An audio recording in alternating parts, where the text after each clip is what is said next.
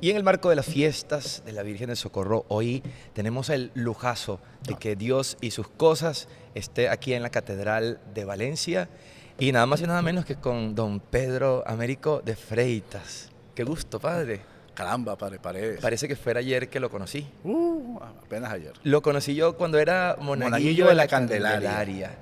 Eso sería en el año 97, 98. Es correcto. Hallábame yo todavía de unos 10 añitos de edad. A mundo. ¿Usted tendría como cuántos? Ya en ese momento yo tenía que tener como 34 años. Un muchacho como Era yo ahora. un muchachón ahora como usted. Sí. Padre, qué gusto. Mire, hoy definitivamente es una oportunidad magnífica estar en esta iglesia y con usted, párroco de esta catedral. Cuéntenos un poco de su vida, padre. Yo no sé, ¿usted nació en dónde? Yo nací en Caracas. Ah, usted Yo es soy caraqueño. caraqueño, yo soy caraqueño. Maravilla. Lo que pasa es que me trajeron chiquito para Valencia, Ok, usted también es reencauchado. reencauchado, como la mayoría de los valencianos que hacen vida actualmente en la ciudad, ¿no? Mis padres son de origen portugués, los dos llegaron a Caracas directamente en aquella gran migración de los años 50, finales de los 50, en este caso, casados allá, venidos para acá y nacido yo en Caracas, uno de los 2 millones de caraqueños nacidos en la maternidad Concepción Palacio, no sé en qué fecha. Nos vinimos para acá hacia el año 67, 68 y nos establecimos en Valencia. Por eso, a pesar de que sea de origen caraqueño, mi desarrollo y mi identificación total es con la ciudad de Valencia. Toda su vida aquí en Valencia. Claro. Me encanta Valencia, no cambio Valencia por Caracas ni que me paguen. Mire, ¿a qué se dedicaban sus papás? Comercio, como todo portugués, tenía un abasto. Un abasto. Para variar. No podía elegir No, otra papá llegó siendo conductor, papá manejaba aquellos grandes camiones que se usaron en el momento de construcción de la autopista Caracas-Valencia, inclusive, ¿no? Pero después se vino a la parte, cuando llegó a Valencia fue para la parte comercial. ¿Y usted celebra el año nuevo o el cumpleaños? Las dos cosas porque yo cumplo años el 31 de diciembre. Ajá. Es una desgracia para mí porque nunca puedo celebrar un cumpleaños decente, porque todo el mundo pues está celebrando el fin de año y evidentemente yo paso bajo la mesa. Yo he llegado a tener que celebrar cumpleaños hasta en el mes de marzo, ¿no? Porque los amigos, cuando van llegando los amigos de viaje, lo que sea, y se acuerdan de mí, me celebran el cumpleaños en marzo, porque yo cumplo años el 31 de diciembre. ¿Y qué torta prefiere? Chocolate. Chocolate. Absolutamente, siempre. Estoy de acuerdo. Padre, ¿y usted es sacerdote desde hace cuánto tiempo? ¿Cómo nació su vocación? Ordenado en esta misma catedral por Monseñor Enríquez, la última ordenación que realizó Monseñor Enríquez siendo arzobispo de Valencia, el 15 de agosto de 1989. Ese día 3 sacerdotes nos ordenamos aquí. El padre Arturo Játegui, que ya falleció, lamentablemente, siendo párroco de la Inmaculada Concepción de aquí de Camoruco. Luego está el padre Óscar Monzón, que es el actual párroco de San Pablo Ermitaño de Tocuyito, y mi persona, ¿ok? Ese día nos ordenamos aquí, repito, la última ordenación presidida por Monseñor Enríquez. Padre, ¿y de dónde venía usted? ¿Qué grupo parroquial? Bueno, yo venía de la Legión de María, ¿no? De la parroquia San Miguel. Allí el compromiso apostólico, precisamente dando catequesis, visitando hogares, fue lo que suscitó en mí la vocación de servicio. Después la participación que tuvimos estudiando en el seminario menor para aquel entonces. Del año 78 al 83 yo fui alumno del liceo Nuestra Señora del Socorro. Que era, ok, pero de niño entonces, ¿fue legionario desde qué edad? Desde el año 76, 77 aproximadamente. ¿Qué edad tendría usted? Yo tendría como 10, 11 años más o menos. Ok, Legión de María también para niños. Para Pensé que era solo jóvenes. Yo entré, claro, entré en los Amigos de Jesús que llamaban y después pasé al Presidium Juvenil de la Legión de María. Eso era como infancia misionera de la época. No, sí, más difícil, era otra cosa. Que sí, que sí. Cada palpero lava su queso. Ajá. ¿Usted viene de la infancia misionera? No, yo vengo de la Legión de María. Qué bien. Ok, entonces a los 10 años entra en Amigos de Jesús, luego se va al Presidio Juvenil. Ok, ¿y qué edad tenía cuando se fue al seminario menor? En el momento del año 78 yo tenía que tener ya como 12 años aproximadamente. 12 años, 12, 13 años. ¿Y qué le dijo a su mamá? O, bueno, nada, usted qué le dijo? Nosotros ¿Cómo fuimos, fue eso? No, porque es el liceo, eso uno iba a estudiar allí. El rector era nada más y nada menos que Reinaldo del Prete, el padre del Prete en aquel Sería un momento. joven tampoco. Como un muchacho, usaba patillas así enormes. En aquellos años estaban de moda las patillas.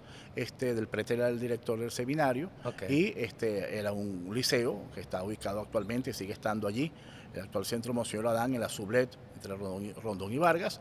Ahí veíamos clases mañana y tarde, era semi-interno, almorzábamos allí. Ok. De primero a tercer año, profesores de primera línea, grandes profesores de la Valencia de entonces. ¿Recuerda alguno? Como no, Luigi Frasato, que todavía está vivo, Florentino Álvarez, que era el de matemáticas y física, estaban los hermanos Rojas, Marcos y David Rojas, en biología y química, Frené de Sanoja, o sea, eran Ok. puros ¿Rosario Clemente le dio clase? Rosario Clemente. Imagínese. Claro, Rosario Clemente además me hizo el examen de admisión para ingresar al seminario. En aquel ¿Recuerda alguna momento. pregunta que le haya hecho? No me acuerdo ahorita, pero era de gramática y era de matemáticas porque hacían examen para uno poder ingresar. Para al seminario. ingresar. Sí, sí, sí. Ok. No es como ahora que cuando bicho de uña agarran y meten ahí. Ay, padre, por favor. Él es el encargado, También los él es muchachos el lo encargado llevamos. vocacional. Sí. Ahí los llevamos, padre, ahí los llevamos. Sí. Mire, y en esa época del seminario, ¿qué anécdota tiene? No, ¿Usted era tremendo? era ¿Tiene interesante. pinta No, usted no, tremendo? sí, bueno, siempre fui saboteador. Yo siempre fui la mano que mece en la cuna, como digo yo, porque yo inventaba las cosas y otros las hacían. Otra las- Sí, claro. Era un liceo, eran grandes amigos, grandes camaradas, siempre juntos, para arriba y para abajo. Primero a tercer año, repito, semi-interno, íbamos y veníamos. Cuarto y quinto año vivíamos en el seminario ya, como internos, e íbamos a estudiar en un liceo público. En este caso me tocó estudiar en Pedro Gual. Ok. Cuarto y quinto año humanidades. Ahí tuvimos también una gran oportunidad de conocer mucha gente de Valencia y grandes profesores que también que para la época tenía el liceo Pedro Gual. Claro, sería una cosa Muy magnífica. buena, muy buena. Sí. Ok, luego termina y debe tomar la decisión si va al mayor o no. Llega el momento de la decisión porque ya, claro, el liceo era pitorreo, como dicen los españoles. Eso era el liceo normal, allí no había más nada que hacer sino estudiar. Gracias a Dios, siempre bien en mis estudios. Llegó el momento de la decisión, entonces decidí ser sacerdote, decidí ingresar al seminario. Estamos hablando del año 83, ¿ok? Ok.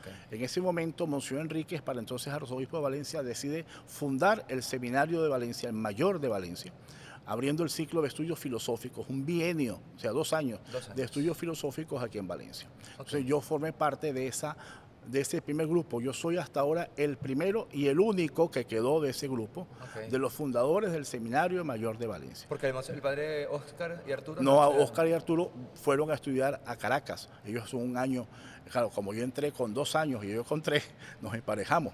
Ellos son, Claro. Arturo y Oscar entraron un año antes, yo entré un año después, pero como yo estudié 2 y ellos estudiaron 3. Claro, al final la teología sí Todos con- juntos, estaban quedamos todos juntos. juntos, claro, exactamente. Claro. Claro, también el Seminario de Valencia en aquel momento, vale la pena decirlo, Monseñor Enrique hizo un gran esfuerzo para el profesorado. Él lo dijo, en aquel momento ya estaban los profesores formados, sacerdotes que le habían mandado a estudiar a Roma, etcétera. Y Ok. llegó ese año un famoso curita también llamado Reinaldo del Prete. Vuelve el Prete a aparecer en aquel Vuelve año. del Prete. Sí, porque llegó de hacer sus estudios de Derecho Canónico y él lo encargaron de la dirección de estudios. Claro. Él fue el primer director de estudios del Primer seminario, director. tu predecesor en el cargo de vicerrector Imagínese. académico. Sí, Pero señor. él era vicario en la Begoña, no, El párroco. párroco de la Begoña. Párroco de Reinaldo la solo ha Begoña. tenido una parroquia en su vida, que es la Begoña. Él no sabe más nada que no sea de Naguanagua. Y es una belleza. No, bueno, yo no sé. Depende de lo que les guste. Y él fue párroco de Naguanagua toda su vida. Entonces él llegó de Roma, aterrizó directamente a Naguanagua y Monseñor Enrique lo encargó de los Y estudios. vuelve a ser formador suyo. Y vuelve a entonces. ser profesor mío, no formador. Profesor. Formador fue cuando estuvo de primero a segundo año de bachillerato, Ok. porque después en el año 79 él se fue a Roma a estudiar y entró como rector Monseñor Nelson Martínez. Ok. Nelson fue mi rector 2 años allí y luego vino ¿Quién William era más Guerra. severo? No, Tranquilos. los rectores fueron por ejemplo, muy light, ¿no? Y después vino William Guerra, el famoso William Guerra, William Guerra. que estuvo allá de rector hasta que yo terminé mis estudios de filosofía, ¿no? Ok, entonces era el rector, Monseñor William Guerra, Sí, y director de estudios... Reinaldo del Renato. Prete. ¿Y la disciplina? Normal, claro. Hubo No, un que momento... había un padre encargado de la disciplina. Claro. Depende de la época, porque casi los prefectos de disciplina cambiaban por año, pero en ese momento allí estaba, no me acuerdo ahora de verdad. Estaba ¿A qué sacerdotes hubo de bueno, los que José están por Jiménez, aquí? José Jiménez estuvo vicerrector, etcétera. Ok. ¿Monseñor Roberto fue formador suyo? Fue formador mío, él fue el director de disciplina. El de disciplina. El gordo llegó ese año de España y el Monseñor Enrique también lo metió en el seminario. Y Roberto fue parte de los formadores y él era el director de disciplina, ciertamente. Un sacerdote especial en su camino vocacional. padre. Paolo Borelli Puglia, el famoso Ah, sí. operario diocesano, que todavía está dando vueltas por allí, Todavía está mi dando. director espiritual, alguien Ok. que yo quiero muchísimo. Claro, siempre el director espiritual. Sí, de San Marcos. siempre recibe una relación muy paterna con él. Padre, yo voy a confesarme aquí públicamente, padre. Tú para mí has sido también un cura de esos que uno ve. Claro, es una cosa que yo digo, me parece un tipo ejemplar, pero no actuaría algunas cosas como Pedro de Freitas. Porque todos somos distintos, padre. Y Hay gracias que a ver de Dios. todo. No es lo Definitivamente. mismo estar en catedral lidiando con lo que hay aquí que en otra parroquia más Yo recuerdo tranquila. No es lo mucho- mismo estar en Montalbán, Miranda o Exacto. Bejuma que estar en Sí, sí. catedral. Yo recuerdo mucho cuando me tocó ser ceremoniero, seminarista, y entonces, claro, de decir que le tocaba Semana Santa en catedral era la peor cosa que podía haber. Una experiencia Porque terrible. venía el párroco de la catedral y tenía que poner carácter. Y aparte de eso estaba el arzobispo que era Jorge Urosa Sabino. Claro, no, que pero ese yo soy de la dejaba- generación Reinaldo. Sí. Claro, usted viene de esa, de esa escuela. ¿Tú eres Reinaldo? Ah, sí, claro, sí. Yo entré en el Sí, sí. seminario en el 2006, Sí. él era el administrador apostólico, Es correcto, y en el es correcto. 7 ya Es toman verdad. la posesión. Es correcto. Pero yo recuerdo, porque después, todo ese año yo terminé hablando, tengan todos muy buenos días. Ajá. En este momento vamos a hacer, y cualquier cosa me decía, bueno, pero estás hablando ya como Pedro de Freitas. Yo, bueno, claro que tengo que meterme en la mentalidad de Pedro de Freitas Me para que alegro. todo saliera bien. Algo bueno te Y quedó. salió muy bien, ¿vale? Claro, claro, Para como mí la tiene cosa que más ser. calidad fue, nunca se me va a olvidar, el Jueves Santo, plena misa. un Jueves in Santo, Cena- sí, un sí, Jueves Jueves Santo, Santo. a la tarde. Misa in Cena Domini, Monseñor Reinaldo celebrando, todo perfecto, y usted estaba concelebrando. Y dijo, Paredes, ven acá. Y yo, dijo mi nombre, me llamó por mi apellido. Y yo, no, todo va muy bien. Ajá. Pero Te bueno, asustaste, padre, te esas asustaste, te cositas. asustaste. No, más bien, no, porque fue como, vamos a hacer Va bien, tal va bien, va cosa. todo Sí, bien. sí, Ah, no, perfecto, fue una semana muy, muy buena. Muy- Padre, mira, Estresante. nosotros en este camino como sacerdocio, pues yo lo vivo como sacerdote en esta época, pero ¿qué era ser sacerdote para un muchacho en el año 83? Bueno, en el año 89, cuando te naste. ¿Qué era ser sacerdote? Mira, es que no se puede separar lo que era para entonces, lo que es para ahora. Es exactamente lo mismo, ¿no? El sacerdocio es una vocación específica de servicio, en este caso con una identidad propia muy marcada. En los años en que de mi formación, el tema de la identidad sacerdotal era un tema que estaba sobre el tapete. Recuerda que hubo toda la crisis del Concilio Vaticano II, los años 70 y 80 todavía la iglesia estaba deambulando un poco, saliendo de esos momentos de crisis de la identidad sacerdotal, escritores, teólogos hablando sobre el tema, retiros sobre ese tema, lo específico del sacerdocio del sacerdote diocesano, la vocación del sacerdote diocesano, son temas que marcaron mucho la época de mi formación y por lo tanto no se puede separar, porque de hecho es natural, consustancial a la vocación sacerdotal aquellos temas, porque estaba buscando precisamente aclarar en un momento de duda y de crisis una situación que el concilio, sin ninguna culpa del concilio, se había levantado. Entonces yo creo que fundamentalmente la vocación de servicio, de entrega, de hacer presente a Dios en medio de los hombres, es lo que constituye fundamentalmente el rasgo de toda vocación sacerdotal. Padre, y hacerlo aquí en la catedral. Tienes 27 años. Sí, pero de yo párroco de la catedral. recuerdo que yo comencé primero como vicario de los Guayos. Ok. Yo fui ordenado en agosto del 89 y hasta diciembre de ese año estuve de vicario cooperador del padre Miguel Ángel Santiago en Los Guayos. Los Guayos era una parroquia enorme, no como ahora que son 3 parroquias. Antes era solo una. Había que atender 4 centros de culto en aquel momento y Miguel Ángel ciertamente necesitaba ayuda. ¿Cuáles eran en ese momento? Bueno, estaba Los Guayos Viejos, estaba la Vivienda Popular, estaba el Roble y las Agüitas. Ok. Eso ahora son parroquias Claro. por separado. Exacto. Antes era una sola parroquia, ahora tenía un solo cura. Miguel Ángel y yo comenzamos a trabajar desde el sábado en la tarde hasta el domingo en la noche, porque era misa por todas partes. celebrar. Claro, claro. Atender las personas, De- visitar sí. las comunidades. Después de esa fecha, en enero del 90, Monseñor Enríquez me traslada a San Miguel para que fuera el administrador apostólico de San Miguel y estuve hasta ahí hasta el 92. Ya había llegado Monseñor Urosa en el año 90, en mayo del 90, y entonces en el 90 me trae para el seminario de Valencia como director espiritual y administrador de la parroquia La Pastora. En la Ahí Pastora. voy a estar 3 años, del 92 al 95. Y Urosa también, en el año agosto del 95, me dijo, no hay otro, te vas para catedral.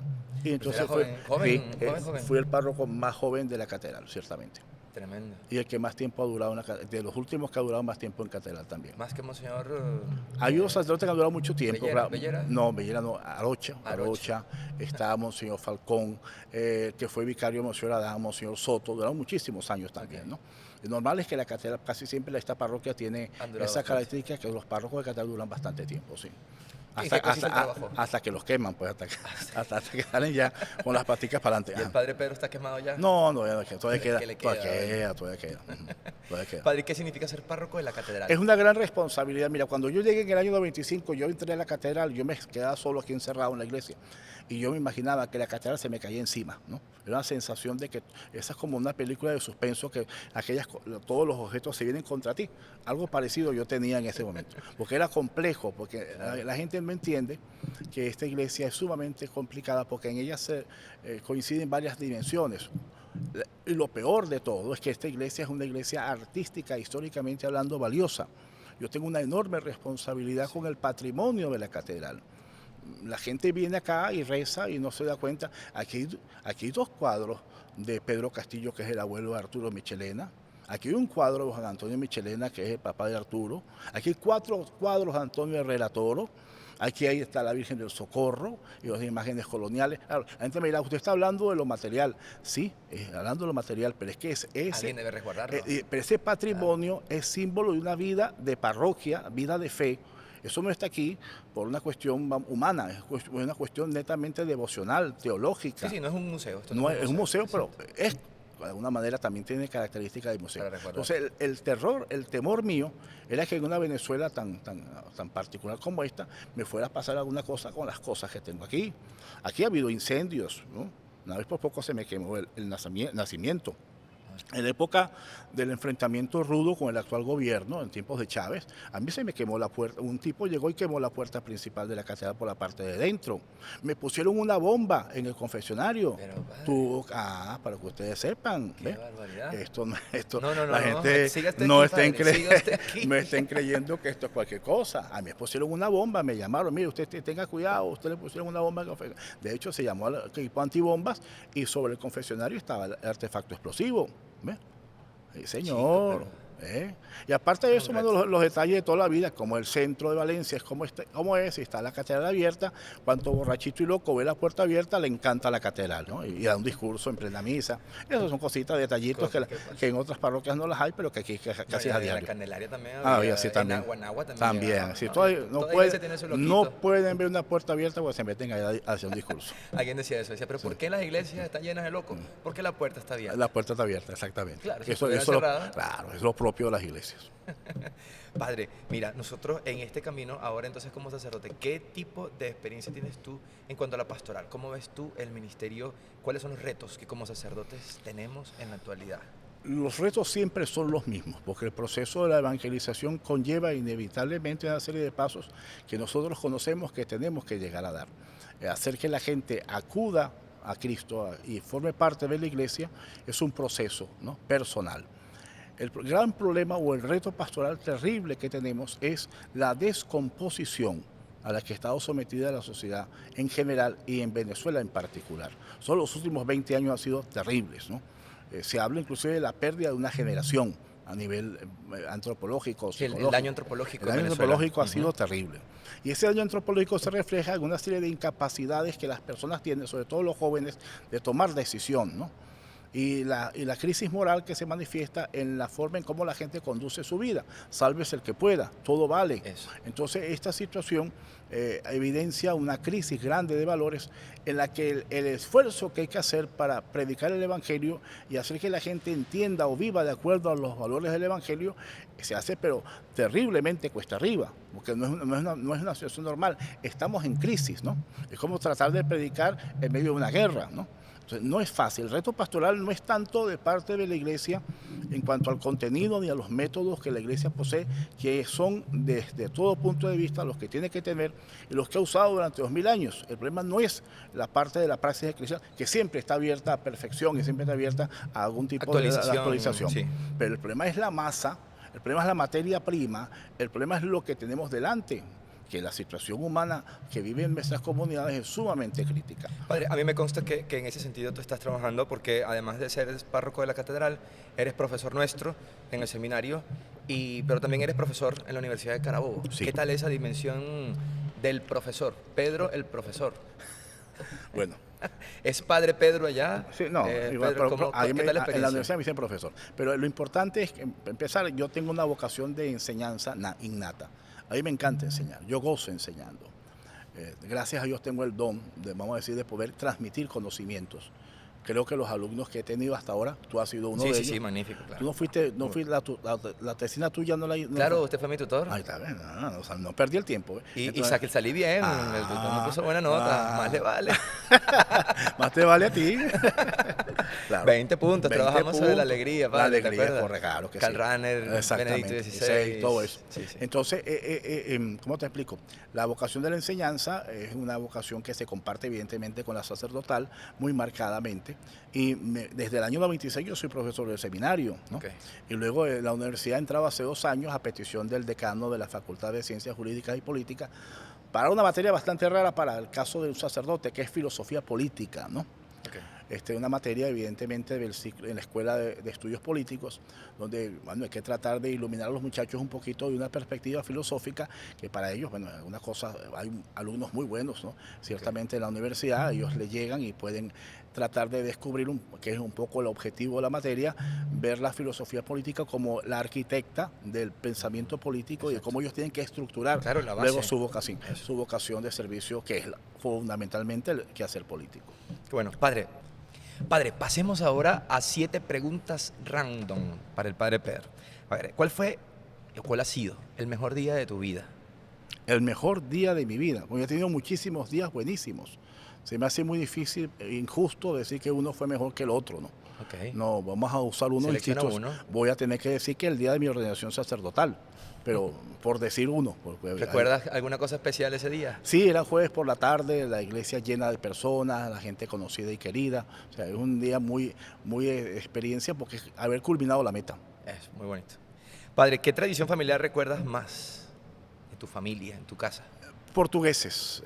Las tradiciones son netamente culinarias, las comidas propias de cada época del año, etcétera. ¿Alguna en especial? No, mayormente cualquiera es buena. ¿Y las cocinas? ¿Las sabes hacer? No, yo no cocino. ¿No cocino? No cocino. ¿Te va bien con los sándwiches con jamón y queso? Más o menos, si acaso.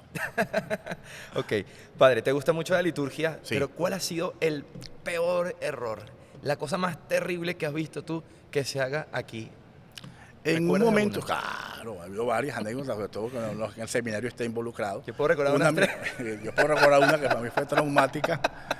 Una misa crismal con Urosa presidiendo la misa. Mando un diácono a que, como le correspondía, preparar el altar para la Eucaristía. Y bueno, yo doy por sentado que lo hizo todo. Cuando llegó el momento de la consagración, nos dimos en ese momento cuenta que el diácono no había echado vino y agua en los cálices. Y estaban vacíos. Ya, bueno, eso no fue como señor Urosa, eso lo vi yo también. No fue Urosa. Pero también con Urosa, porque claro. Yo lo vi aquí con Del Prete, como señor Del Prete. No, eso fue con Urosa. Estaba de diácono. No lo digas, porque lo vas a someter al escarnio público. Bueno, pero es que eran 4 diáconos. Sí, bueno, quien sepa, pero había 2. Había uno que era un chiquitico, ese fue el que hizo eso. Claro, el cáliz sería muy grande. ¿Será que no lo vio? Y yo recuerdo que Monseñor Del Prete se voltea y dice... Vacía el cáliz y sale, pero increíble, y se fue corriendo. Estaba el querido Monseñor Valero, porque los 2 cálices de los concelebrantes sí estaban. Okay. Entonces él tranquilamente lo agarró, se lo dio y Monseñor Eso es algo que parece que es recurrente en estas cosas. No se dan cuenta de esas cosas. Increíble, a mí nunca se me va a olvidar ese. Yo estaba cantando en mi lugar de siempre. Cantando. Padre, ¿a qué le tiene miedo Pedro de Freitas? ¿Qué le tengo miedo? Hacer el estúpido o el ridículo. Ok. ¿Cuál es tu canción favorita? Muchas. Yo no tengo una preferencia así por un género en concreto. Te puedo decir que tanto en la música profana como en la música religiosa yo tengo un amplio abanico de... ¿Te gusta la música? Claro. Sí. Padre organista, cantante. ¿Alguna especial? No. No quiero ser injusto con las canciones. Sí, injusto. Sí. Padre, ¿qué es lo más extraño que has visto en la catedral como expresión de fe de las personas? Hubo un tiempo en los años 90 en que estuvo de moda el chupacabras. Ajá, claro. Un diario ocurrió así, al rojo vivo. Un diario de circulación local dijo que en la catedral de Valencia se escondía el chupacabras. No puede ser. Sí. Y yo cuando la noticia sale en ese diario, gracias a Dios de poca circulación, pero que tenía gran pegada en el sur de la ciudad, la catedral se llena de gente, ¿no? gente ¿Y de tú no barrio. sabías qué? ¿Y qué pasa aquí? Claro, la catedral siempre estaba abierta, siempre entraba gente, pero había más gente. Y veo que la gente está buscando por todas partes, en todas las capillas de la catedral, algo. O sea, ¿qué pasa aquí? Hasta que una niña me mira y me pregunta, ¿dónde está el chupacabra? Y, ay, Dios mío. No tuve que prender el sonido, Señores. sentar a la gente y explicarle. Y luego mandarle una carta y comunicarme con el diario para que se hagan esas estupideces Qué de falta estar de seriedad. animando a la gente a ese tipo de cosas. Chico, yo no sabía eso. Sí, El el chupacabras en la Catedral de chupacabra en la Valencia. Catedral de No, Albert, qué Valencia. demasiados cuentos. La bomba, el Bueno, chupacabra. no me hables de eso, porque la colección puede ser mayor. Padre, por último esta. Si no fueras sacerdote, ¿qué serías? Profesor o abogado, cualquiera de las dos o las dos. Me gustan ambas profesiones. ¿Abogado en qué área? Cualquiera, yo no, ahorita no. Penal ciertamente no. Ok, está No, tranquilito. no. Padre, estamos aquí en la Catedral de Valencia y es un lugar, así como usted lo ha dicho, que tiene mucha historia, tiene una expresión artística importante, pero más allá de lo que vemos, de lo que podemos visitar, ¿qué es una catedral? ¿Qué significa una catedral para la iglesia? Esta iglesia tiene tres condiciones, o tres títulos, o tres funciones. La primera, y es lo que creo que es fundamental para que nosotros entendamos el valor de este templo, es que es una parroquia. Es la parroquia más antigua de la ciudad. Este lugar es un sitio sagrado y es un signo de la presencia del Evangelio desde los comienzos mismos de la historia de Valencia. Valencia se fundó aquí al frente. La Plaza Bolívar, o Plaza Mayor en su momento, es el epicentro de todo lo que actualmente es Valencia. Y en este mismo lugar siempre ha estado esta iglesia, no la misma, otras, más pequeñas, después esta, donde la iglesia ha manifestado su presencia ininterrumpida en estas tierras. De esta iglesia luego vendrán otras parroquias, otras iglesias, otras realidades eclesiales, ¿no? Siguiendo un poco la tradición de los españoles, ¿no?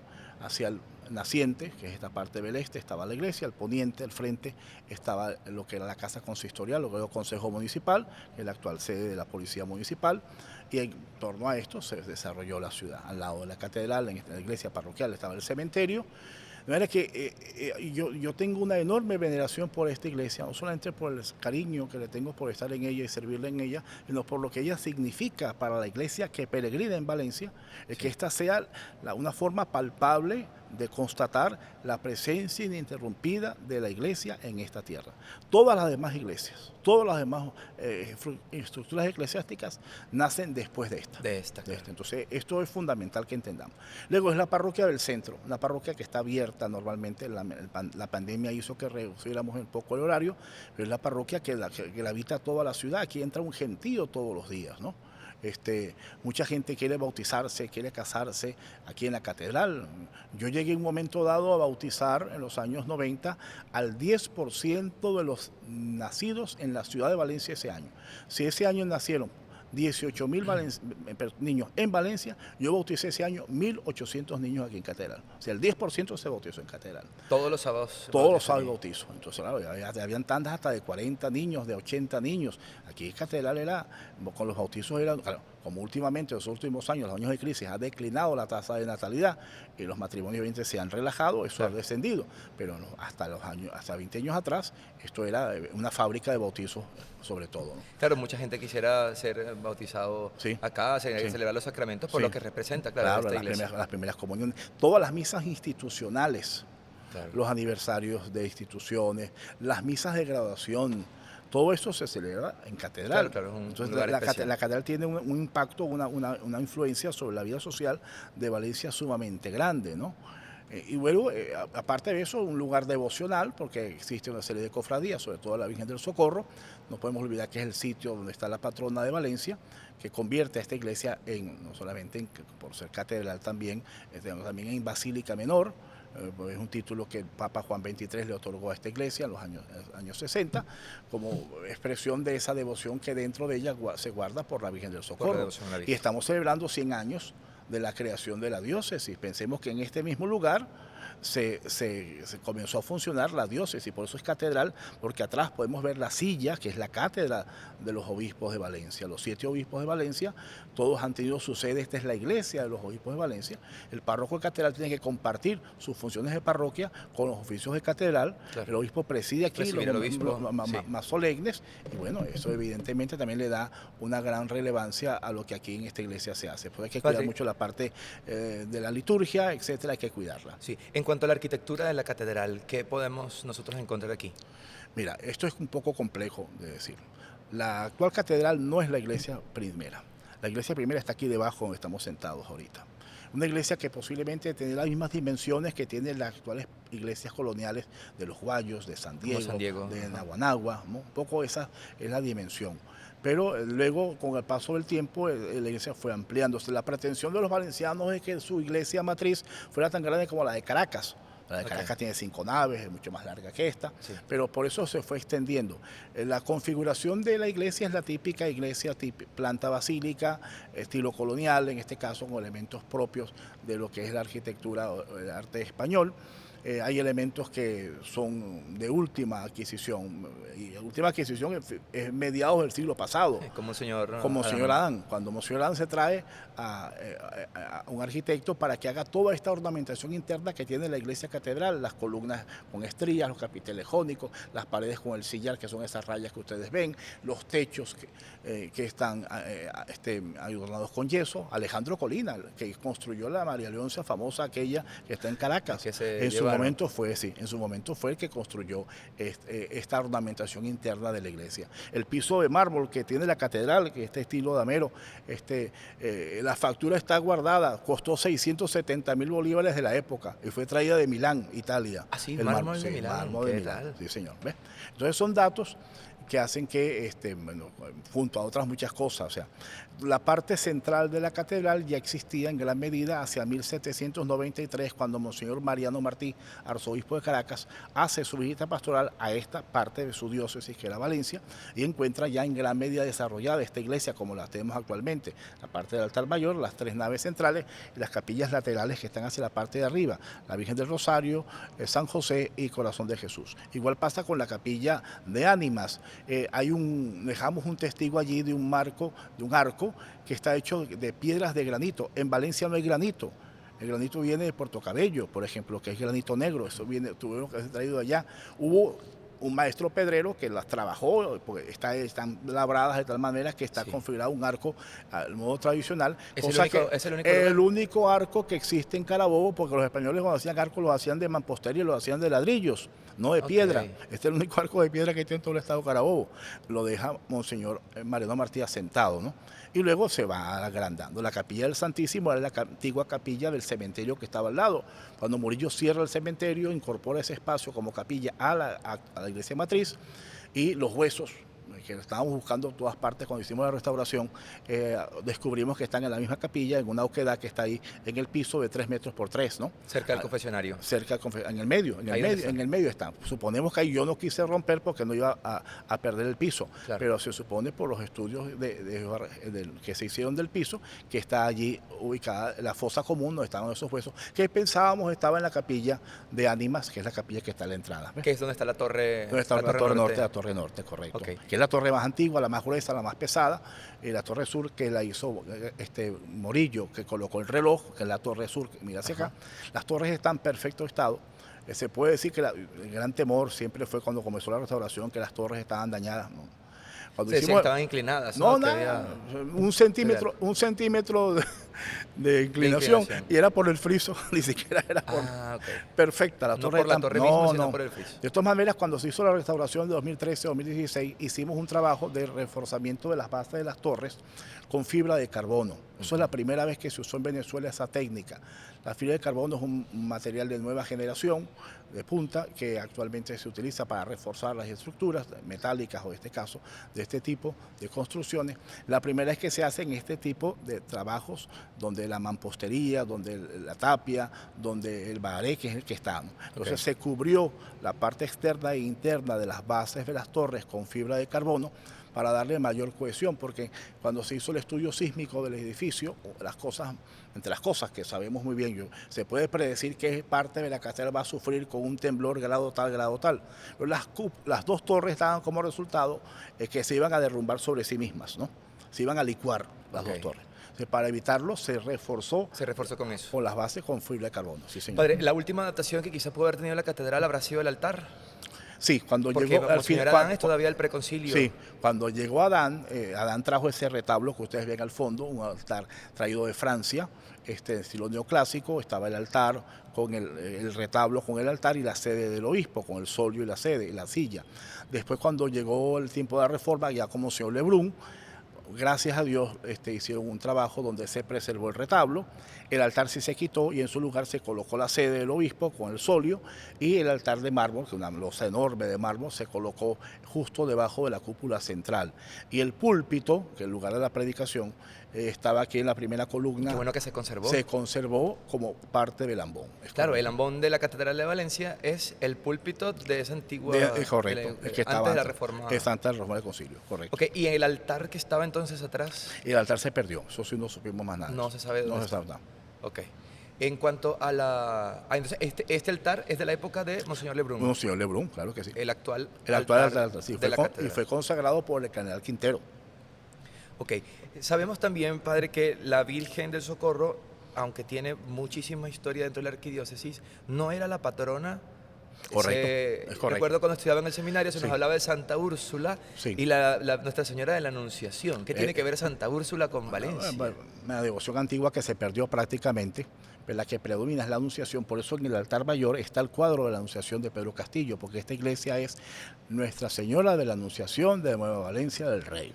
Ese es el título original de esta parroquia. Claro, y el tema es también la fecha que se atribuye a la creación de la ciudad. 25 de marzo.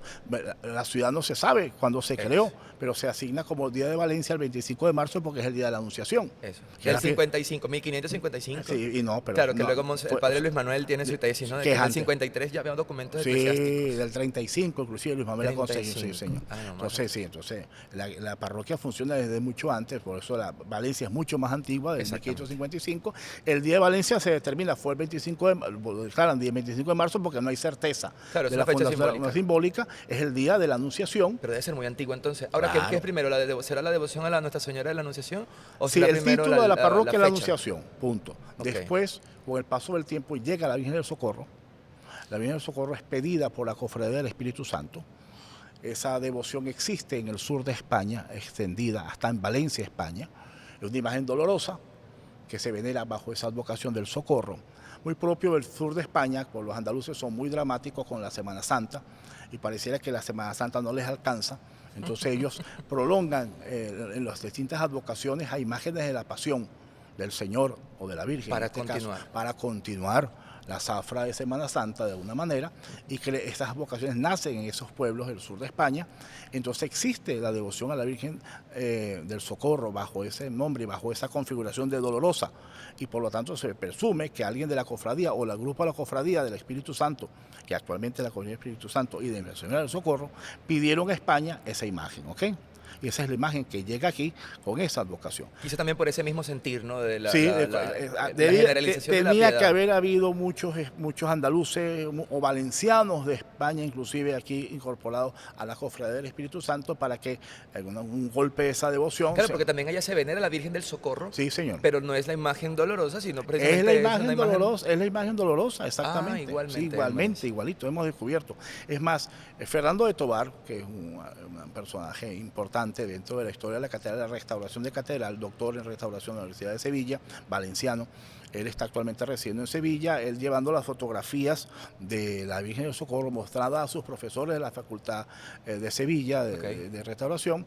Dicen que están casi seguros de que la imagen del Socorro, por sus facciones, fue obra de una mujer llamada la Roldana. Roldana, porque el apellido es Roldán, hija de otro escultor a su vez que era también famoso en esa época de 1600, de que tuvo como una especie de prolongación en la hija, no en los hijos, sino en la mujer, que luego se casa, va para Madrid, pero se conoce con el nombre de Roldana y ella se le atribuyen varias imágenes que en gran medida muchas se parecen a la actual Virgen del Socorro de Y Valencia. más o menos concordarían con la Concuerdan fecha. con la fecha exactamente de la traída de la imagen acá a Valencia. Oye, qué interesante Sí, dato. Si eso hay pudiera que ser, seguir, eso hay que seguir claro, buscando en el archivo de Indias y hay que dedicarle tiempo y dinero a ese tipo de la investigación. precisión Sí. sería bastante importante, Bastante pero grande, sí. debe ser difícil. No, el cuento ese que llegó la imagen y se equivocó y borró burata, entonces que no querían cambiar. Eso es un cliché histórico que sirve para explicar casi siempre, donde quiera que exista ese problema, cuál es el origen de una imagen. Claro, y que Lo inventan. no es un relato Histórico. propio de No, Valencia, no, porque no. también uno lo ha escuchado en otros Es lugares. por eso, porque es un cliché. El mismo dato. El mismo cuento. El mismo mito, un De la poco para... cuestión que Bueno, se todos queremos saber de dónde vienen la las cosas. dejamos, sí, exactamente. Al menos hay una pero respuesta. Pero esto sí es seguro, esto fue una imagen traída específicamente para esta iglesia y tiene su origen en una devoción que está en el sur de España. Bien, ¿y los cofrades de esa época quiénes eran? Porque esto también tiene una cosa interesantísima. En la cofradía del Espíritu Santo, como es una cofradía antigua, más de 406 años, en el tiempo de la colonia muy populares esas cofradías porque la devoción al Espíritu Santo en la península ibérica, bien sea en Portugal, bien sea en España, está muy extendida. Hay muchas cofradías del Espíritu Santo. Antes que existían los carismáticos, ya existían las cofradías del Espíritu Santo. Esas cofradías tenían una gran vida dentro de la comunidad eclesial y esta sobre todo, la de Valencia, estaba constituida con las clases sociales bajas, esclavos, indios, negros, o sea, la mayoría eran de esa... Y tenían su forma de expresión en la fe particular y es específica. A medida que la gente se quiere incorporar a la vida de la iglesia para igualarse inclusive con los que estaban aquí de otras clases sociales, eso se va adquiriendo, pero es evidente también que de alguna forma la clase, vamos a llamarla así, la clase dominante también tiene su peso y los criollos, la gente que tenía los grandes apellidos de Valencia de la época, tuvieron gran peso en la configuración de esta cofradía y en esa devoción del Espíritu Santo y a la Virgen del Socorro. ¿Siempre ha tenido los mismos atributos la Virgen? ¿Su Sí. color, el traje? Sí, el traje siempre ha sido dolorosa, manos. siempre ha sido dolorosa, siempre ha tenido un manto negro, siempre ha estado con la corona de espinas o otra corona de flores que ponen en el tiempo de fiesta en sus manos. Y la corona sí es algo que a partir de 1910 tiene, porque fue coronada canónicamente. Es la primera imagen que en Venezuela, el 13 de noviembre de 1910, se corona canónicamente Papa Pío X, aquí en la esquina de la farmacia de la Torre, ante una multitud que llenaba la Plaza Bolívar. La Virgen del Socorro de Valencia se convierte en la primera imagen que en Venezuela recibe ese honor.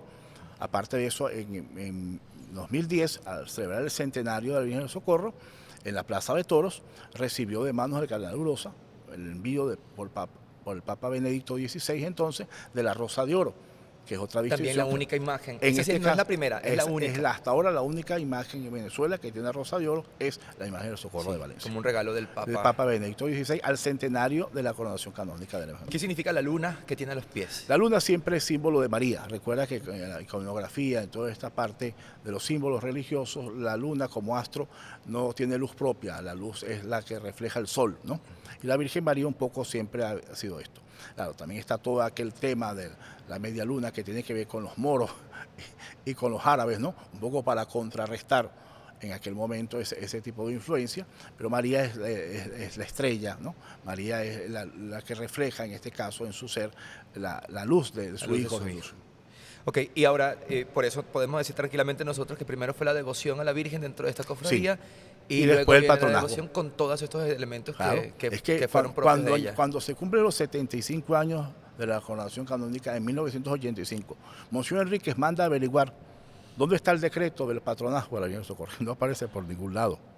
No aparece por ningún lado. Okay. Valencia, Monseñor Adán, que era el párroco de Valencia en aquel momento, de los comienzos del siglo XX, y luego como obispo de Valencia, durante casi 25 años, promovió el título de patrona de Valencia, Pero nunca se decretó. con detrimento del título original inclusive de la parroquia, que es la Exacto. Anunciación, a la Virgen del Socorro, pero la Virgen del Socorro nunca fue patrona. Okay, lo predicó, pero nunca lo decretó. Nunca el oficio nunca llegó, no es una cuestión oficiosa, oficial. Entonces Enrique sí pide en ese momento a la Santa Sede que declare a Valencia a la Virgen del Socorro, patrona de Valencia, y pide la misa propia, las lecturas propias, la liturgia propia de la Virgen del Socorro. Claro, que está fechado del 85. Por eso está fechada en el 85. ¿ves? Okay. Pero como es patrona de hecho, más no de derecho, hasta ese año 85. Padre, ¿qué recuerdos, qué milagros recuerdas de la Virgen ¿Hay algunos milagros que Sí, se le han atribuido? han habido varios, o sea, sería ahorita imposible recordarlos todos, pero es constante la llegada de noticias de personas que han tenido curaciones por la intercesión de la Virgen, algunos de los cuales hemos tratado de seguir. Ok. Hay un milagro muy famoso en toda la Historia. Valencia, el milagro del Jobo. jobo. ¿En qué consiste? Bueno. ¿De qué trata este milagro? Eso, como era de esperarse, en este caso las sequías que azotaban la ciudad en tiempos de la colonia, hizo que se sacara en rogativa la imagen del Socorro por las calles de la parroquia, llegando a un sitio de la Pastora, hacia arriba, hacia el Cerro del Calvario, donde hay una mata de jobo, rezando el rosario. En un momento al final del rezo de la salve, dice que el obispo que presidía la procesión, que es Díaz Madroñero, que fue un gran devoto de la Virgen del Socorro, también eso hay que históricamente hay que comprobarlo, porque es cosa rara que un obispo estuviese aquí. Que el obispo estuviera aquí en Valencia, claro. En ese momento, pues hundió el báculo en un sitio y él comenzó a brotar agua. Y ese es el famoso manantial del Jobo que todavía existe en una casa que está allí en la Pastora, donde la gente va a llenar ahorita sus botellones y todo, ¿no? Y que es un milagro atribuido a la Virgen del Socorro, que es una Virgen de agua, como siempre lo he dicho yo. Cada vez que como estamos, la Virgen del Socorro celebra su fiesta en noviembre, ¿no? Primero era el segundo domingo de noviembre, luego se estableció el 13 de noviembre como día fijo. El noviembre es un mes de lluvias, ¿no? Siempre que la Virgen del Socorro sale, en esta fecha cae un palo de agua. El 13 de noviembre... ¿Cuántas veces estás emparamado, padre? Muchas veces me he emparamado. Una de las últimas fue famosa cuando veníamos en procesión por la avenida Bolívar y a la altura de la Cámara de Comercio nos cayó un soberano palo de agua, ¿no? ¿Hace no tanto tiempo? No, y nos quedamos todos mojados. La Virgen inclusive se tuvo que aguantar su palo de agua, porque si ella quiere agua, bueno, ahí está. ¿Usted quiere dar agua? Agarre su agua, sí señor. Entonces la imagen está hecha para eso, ¿no? Padre, ¿y cómo ha visto usted la devoción a la Virgen del Socorro en estos años? Tú como párroco de catedral. Ha crecido enormemente, enorme. Mira, desde que tomamos la decisión de mover la imagen, desde 1910 la Virgen era patrona, o sea, estaba coronada canónicamente, en toda Valencia se hablaba del Socorro, todas las casas aquí en el centro, todavía en el zaguán el cuadrito de la Virgen del Socorro, muchas mujeres se llaman María del Socorro, o sea, existe una devoción, pero es que a partir del centenario, cuando se decide que la Virgen del Socorro salga de la catedral, visite la imagen original, que visite las parroquias y todo, eso fue lo que motivó y relanzó. Que sería como el 2008 o 2009. 2010. ¿No? A partir el propio año del centenario. El centenario que tomó la decisión de sacar la Virgen, de que no salía de catedral. Muy pocas veces. Si había una procesión era alrededor de la Plaza Bolívar. Bueno, por favor.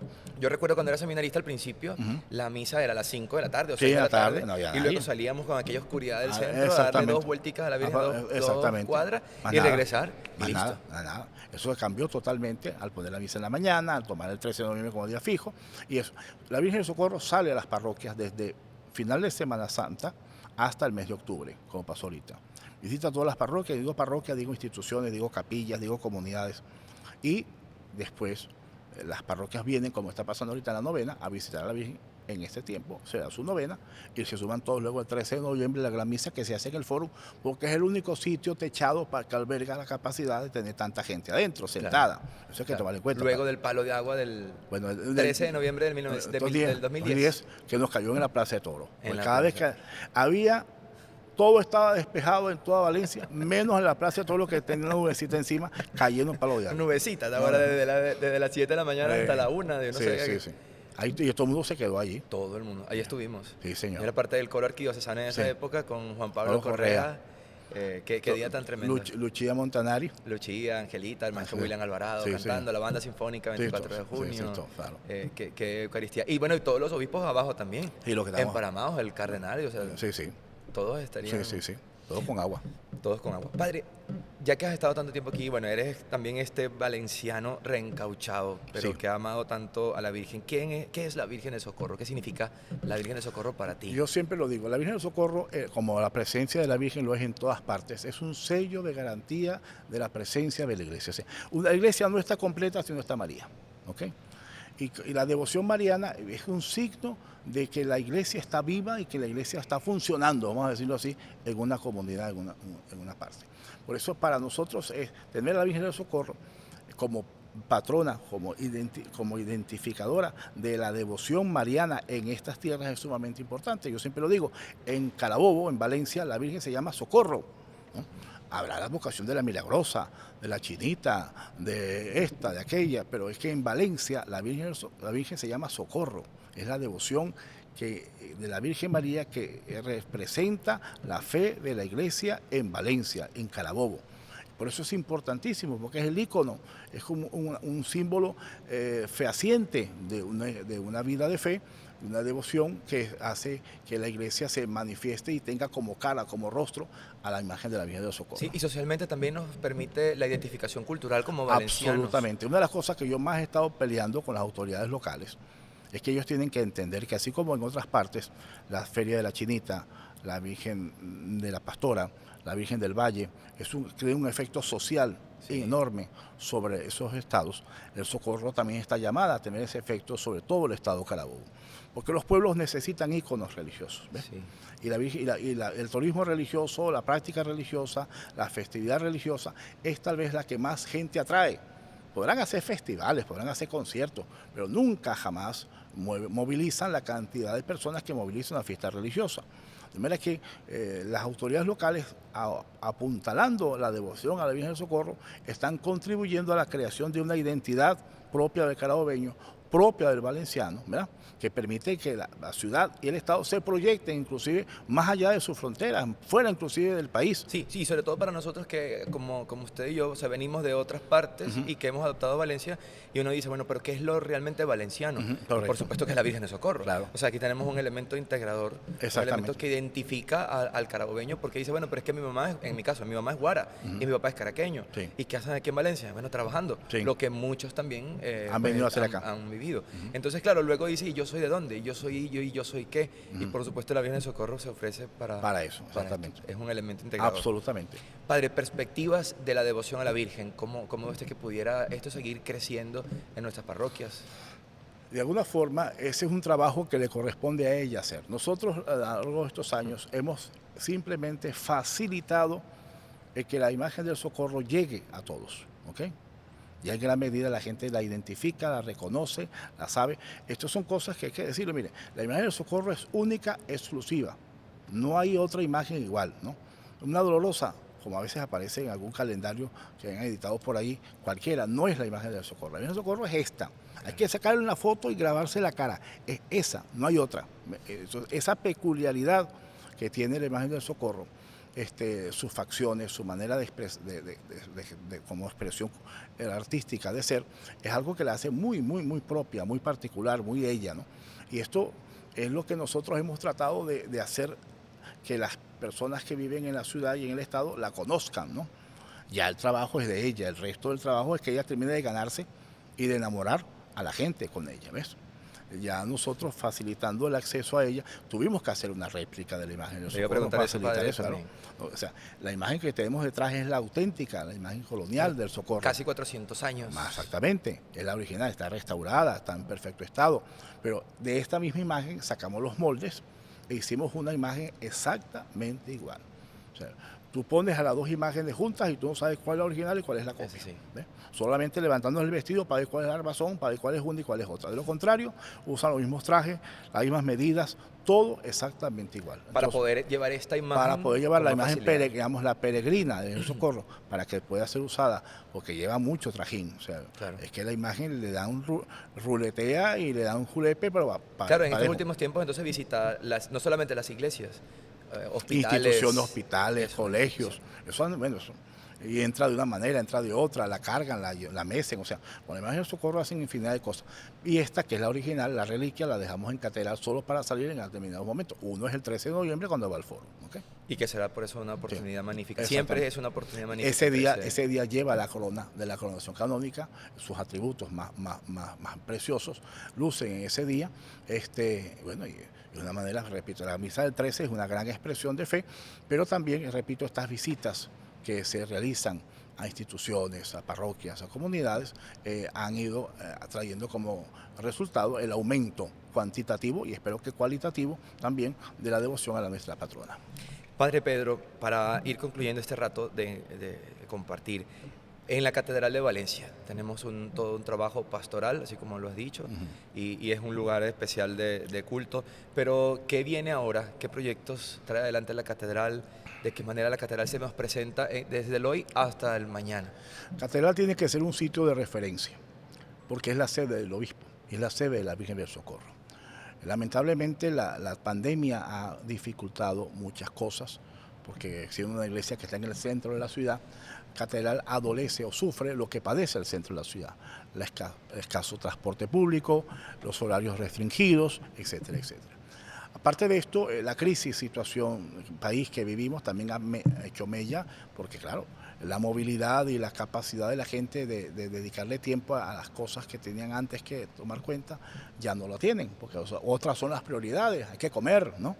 Y las familias se desintegran y se van. Entonces, hay una situación de crisis país que también evidentemente afecta a la catedral y afecta a todas las parroquias de todas partes. El proyecto evidentemente es apuntalar la catedral como referencia de vida eclesial, como iglesia de la diócesis, como cabeza de la diócesis, como iglesia del obispo, como iglesia de la Virgen del Socorro.